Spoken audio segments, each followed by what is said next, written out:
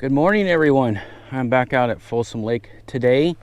I don't even know what date it is. I think it's like it's Wednesday, December 7th, 8th, something like that. It's been a while since I've been out. My last trip out was in November, on November 2nd. My wife had brain surgery on November 3rd. And I've been home for the last month taking care of her, helping her out, and that was enough. I can't take anymore. I need to get out and go fishing. It's just too much time with the wife, you know. I just need a break. She needs a break. So, I mean, it's a little cold, a little foggy. Water temp is actually 52.5. It's not too bad. It's a little chilly. Air temp is about, I don't know, low to mid 40s. I'm going to start out with this LV500. I believe it's a ghost minnow, ghost shad, ghost something pattern. Going to give it a shot, see how we do. I got out here a little bit later than normal. It's about 9:45 right now. With it being this cold, I wasn't in a huge hurry to get out here. It's going to be foggy and cloudy all day. A storm is coming in this afternoon, about 5 p.m. So this is a pre-front condition. I don't know how we're gonna do today, but you know, just getting out of the house, worth it, worth it, worth it, worth it. I did see Rob with the Fish Stalker channel. I saw his truck at the boat ramp.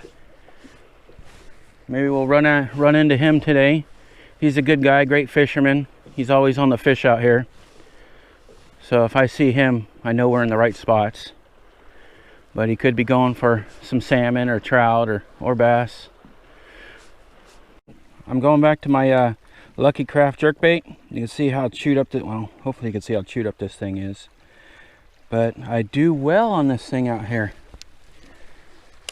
So my plan is to switch it up between the LV500 and this jerkbait.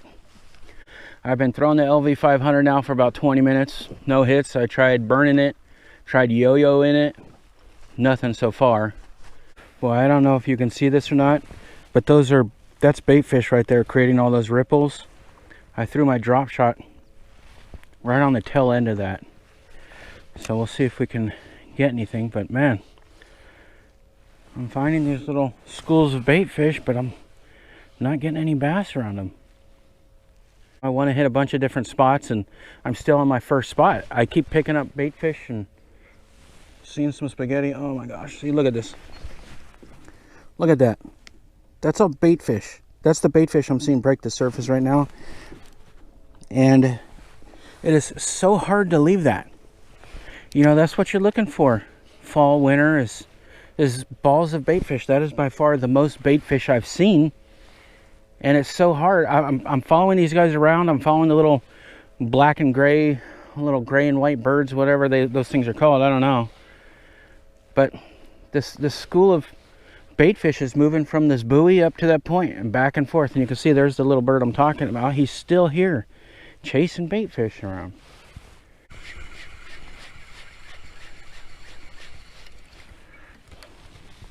At least I'm finding some weeds. Oh man, look at that. All right. Thought I had a hit. I see the weeds. I guess it was a hit. There he is. He's a little guy, but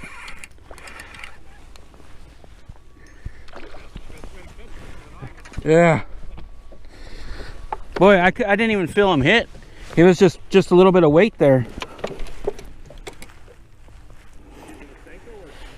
No, it's a 6-inch roboworm. It's just a hologram shad color. It looks like a little bait fish. It's a little dude. All right, now I'm on a pattern here. Oh, he just slipped off. Dang it. All right, well, I finally figured out a pattern, but a little bit too late.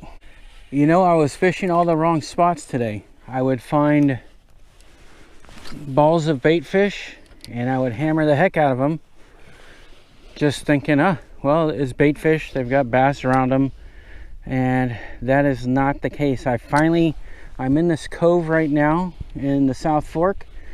I'm finding balls of bait fish, and then I'm seeing the lines go through the bait fish, which are fish, you know, eating the bait fish. Who knows if they're bass or trout or what, but there are fish eating these bait fish. And so far I've had 3 hits. I just had one on and lost him.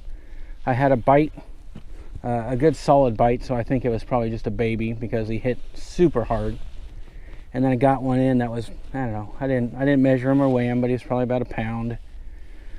But the moral of my rambling is, you know, I've got these thousands of dollars worth of equipment on my boat, my sonar and down scan, and you know, you either have it and you trust it, or don't even use it. Just get a regular cheapo depth finder. I mean, I was seeing bait fish all day, hammering the heck out of them, thinking there's got to be fish around, and that wasn't the case. I finally ran across this school of bait fish here, and I could see lines going through it, and I've had 3 bites. Oh, look, there's one of those little birds again. I'm telling you, find these little birds, man, and there's bass around. Well, I guess that wasn't the case earlier, but those little birds are usually around bait fish at the very least. Even if there aren't bass there's bait fish there. But trust your electronics. Look at your electronics. Look for the little lines going through the schools of bait fish. Otherwise, why even spend $2,000 for a depth finder, you know, and all the transducers and everything? You know, just go get yourself a $100 cheapo one if you're not going to trust your electronics, I guess is what I'm getting at. Because I wasn't really paying attention to my electronics until I ran across this spot, and I seen lines going through the bait fish, and boom, in less than a half an hour I caught one. I had one on and lost him, and I had another hit in a half an hour. If I would have just drove around today looking for that same thing, looking for balls of bait fish with lines going through it, I probably would have done a whole lot better than I've done. I just wasted an entire day fishing schools of bait fish with nothing going through. So learn from my bad day today, or lack of judgment, whatever you want to call it. But this is what I got my last 3 hits on. It's a RoboWorm 6-inch hologram shad color. And there you go. I'm seeing the bait fish there, and there's some other crap on top of it. So I'll go back a few feet. You can see now my down scan. There are some fish, looks like some smaller ones, right around on the top and the bottom of that school. My guess is the bass are on the bottom of that, and trout are probably on the top of that pile. So, you know, learn from if you're watching this and your graphs have the ability to see balls of bait fish and lines going through the balls of bait fish. Don't stop and fish them until you see the lines. I learned a pretty good lesson today.